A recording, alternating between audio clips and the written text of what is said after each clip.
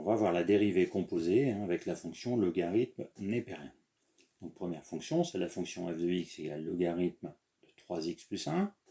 Donc déjà cette fonction elle est définie pour x plus grand que moins un tiers, puisqu'il faut que l'expression dans le logarithme soit strictement positive. Donc elle est définie sur moins un tiers plus l'infini.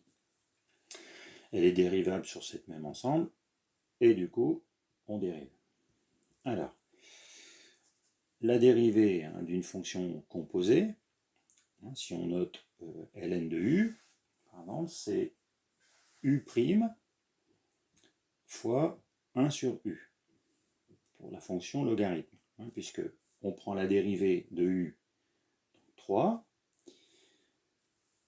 et on prend la dérivée du logarithme, c'est-à-dire 1 sur x, donc 1 sur 3x plus 1. Du coup, on arrive à 3 sur 3x plus 1 pour la dérivée de cette fonction. Donc on peut noter que ln de u, la dérivée, c'est u'x sur u de x. Alors même chose, on va regarder pour cette fonction. Donc ici, on regarde 2x moins 1 strictement positif, c'est-à-dire x plus grand que 1 demi.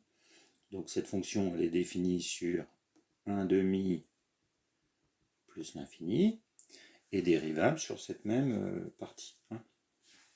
Donc la dérivée de g, donc on va prendre la dérivée de 1 sur 2x moins 1, donc c'est-à-dire moins 2 sur 2x moins 1 au carré, qui elle-même est une fonction composée avec la fonction 1 sur x. Donc la dérivée de 2x, c'est 2, et la dérivée de 1 sur x, c'est moins 1 sur x carré. Donc, multiplié par, ou divisé par u de x, c'est-à-dire multiplié par 1 sur 1, 2x moins 1. Donc, on se retrouve avec moins 2 sur 2x moins 1.